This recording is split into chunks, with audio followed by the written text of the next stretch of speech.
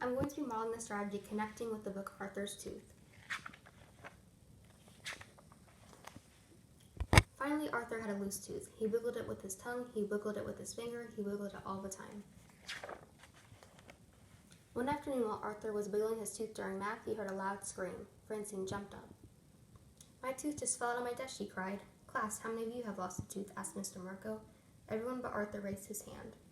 I can make a connection to what happened to Francine because when I was in elementary school, my tooth fell out while I was eating breakfast at my desk.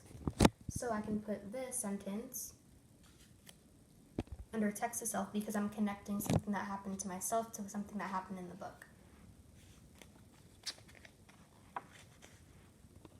When Arthur got home, he didn't want any milk and cookies. "What's the matter, Arthur?" his mother asked. "I'm the only one in my class who still has all his baby teeth," he complained.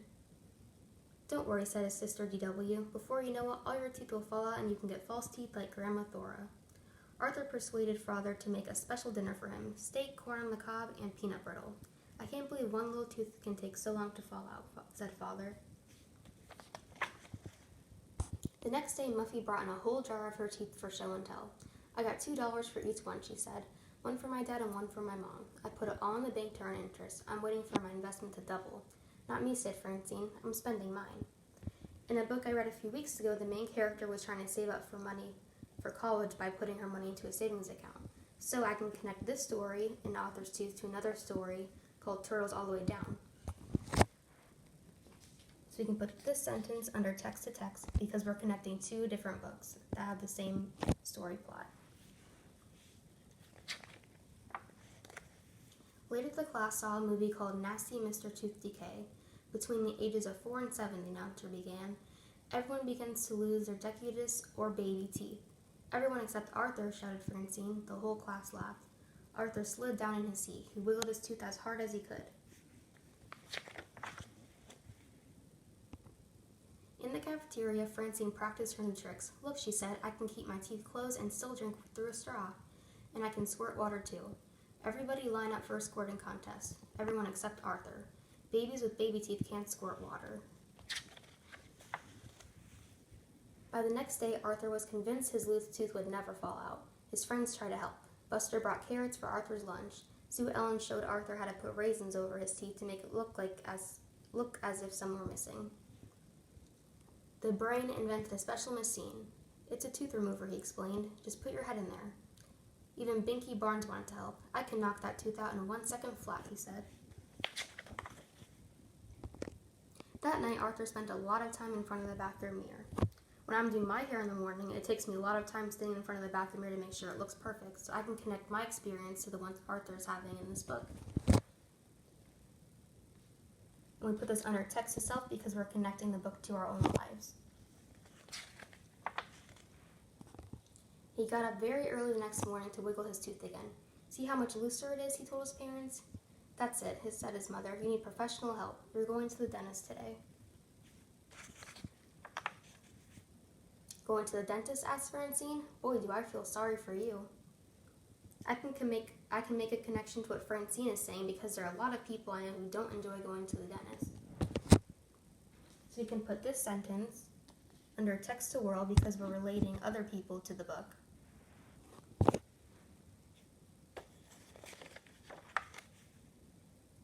There were other patients waiting to see Dr. Sozio. "Sorry," said the nurse. "We're running late. Have a seat." "Arthur, you were smart to bring a book," said Mother.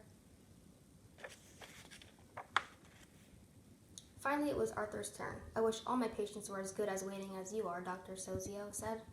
"How old are you now, Arthur?" 7, said Arthur. "And I still have all my baby teeth." "I was 8 before I lost my first tooth," said Dr. Sozio. "Everyone is different." "Really?" said Arthur. Dr. Sozio examined Arthur's loose tooth. "This one should fall out very soon," he said. "Just wait." Arthur is 7 years old in this book, and so is Olivia in the book Rainbow Wishes that we read in class together last week. I can make a connection that the main characters in both these books are the same age, as age 7. I can put this sentence under text to text because, again, we're talking about two different books but relating the books together. Arthur got back to school just in time for recess. "Still have all your baby teeth?" Francine asked. "Then you can't be in the game. I'm the tooth fairy. Only people who have lost teeth can play." If you're the tooth fairy, said Arthur, I think I'll keep all my teeth. I can wait. He started over to the softball game. Whoever I touch, said Francine, loses a tooth. She flapped her arms. The one who loses the most wins. Francine twirled around and touched Buster. I see many people playing games at recess similar to the one Francine and Buster are playing, like tag or duck, duck, goose. I can put this sentence under text to world because I'm relating the book to something that I see happen in the world with other people. She twirled faster and touched Sue Ellen. Twirling even faster, she slipped and hit Arthur. Sorry, Arthur, Francine said, but I told you, no babies allowed.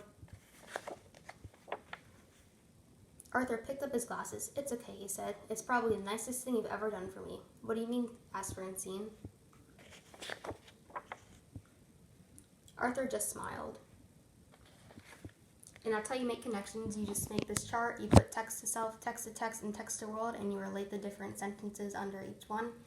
And after, I would also have students pick one connection for each under the chart and have them do that at their seats by themselves.